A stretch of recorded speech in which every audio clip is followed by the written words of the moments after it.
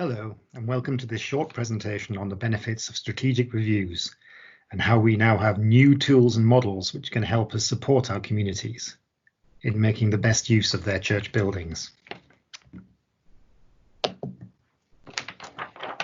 Sustainable and effective management of any asset is rooted in understanding it, and our church buildings are no different.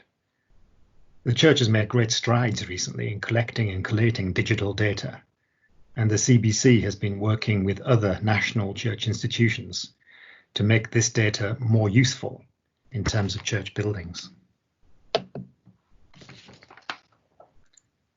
We can now interrogate data at national, diocesan and deanery level, giving us a quick or detailed overview of what we have.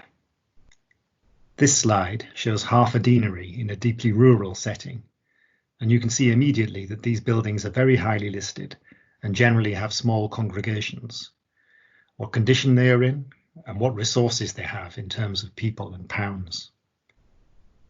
This data is not publicly available in this form, but can be provided to you by the CBC, so please ask if you're interested.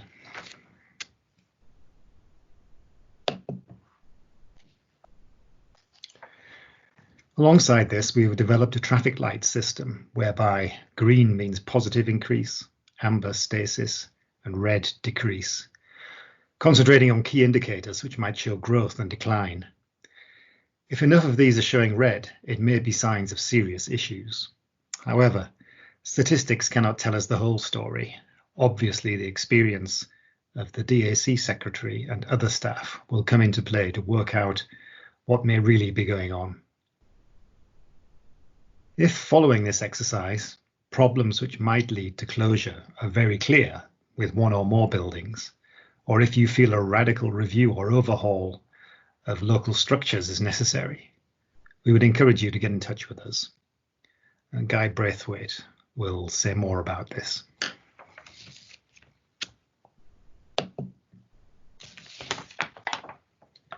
Sometimes seeing things spatially can be a help. The Church Heritage Record allows you to look at the location of churches and also to bring up key data as a list or on the map.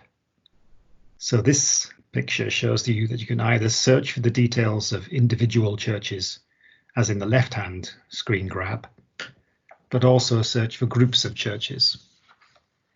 In this example, the right-hand picture shows how you can use the Find a Set of Churches tab to check how many Grade 1 churches in this diocese are on the Heritage at Risk list, for example, and you can show that as a list, as here, or on the map. Several other categories of data are available. If you've not yet had a play with this function, please take the time to have a go.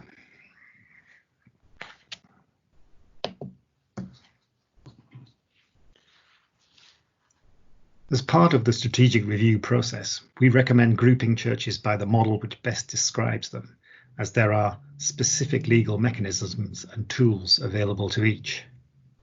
This exercise may help to work out what the building is best used for and how it can be managed with resources available. Parish churches and chapels of ease are traditional models which may still work well. If it ain't broke, no need to fix it.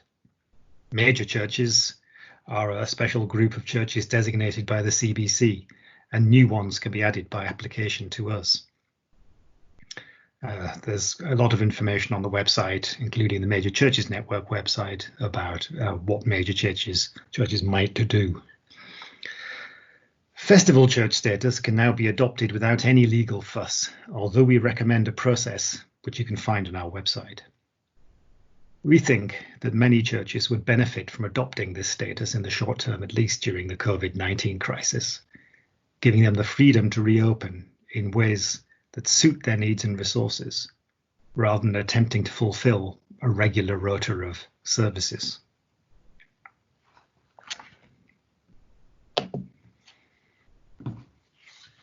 Within any of these models, a great deal of flexibility is now possible in terms of complementary use.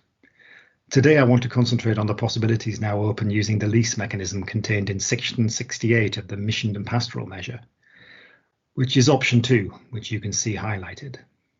A faculty is needed to enact this.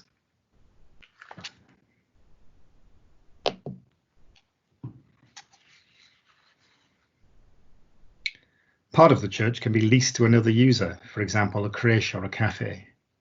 This is a well-worn route, and I will say no more about it now, but we're happy to give advice on this if requested.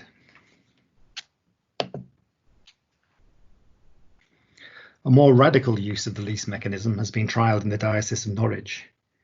Here, the diocese has set up a trust which manages the buildings on behalf of the PCC, organising insurance, maintenance and inspections. This has allowed for big savings of scale in these respects, but possibly has the disadvantage of disenfranchising the PCC.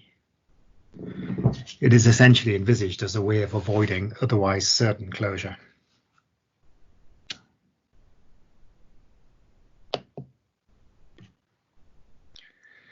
A new, perhaps more dynamic model, which is currently being discussed with several dioceses, is the Church Buildings Management Partnership.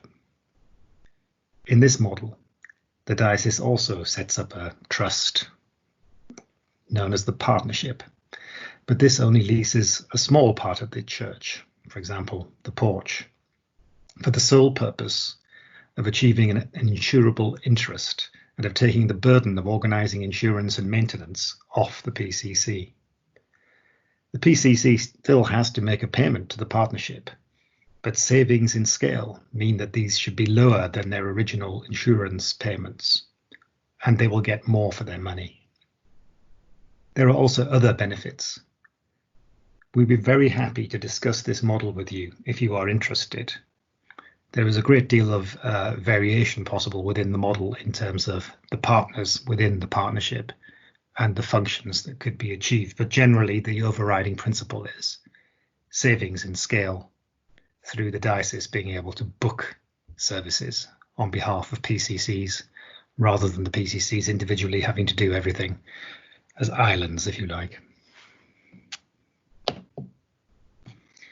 So that's quite a lot of detailed stuff. You've got the link to our website there, to the particular pages I've been referring to. That is obviously a landing page, and from there you can get to all our resources on our part of the website. So thank you for listening, and if you wish to know more or take up any of the offers made in this presentation in terms of data, or you just have any general questions, please get in touch. I always prefer email as a form of communication. And please check out the relevant sections, as I said, of our website for more detail on everything I've been talking about. Thank you very much.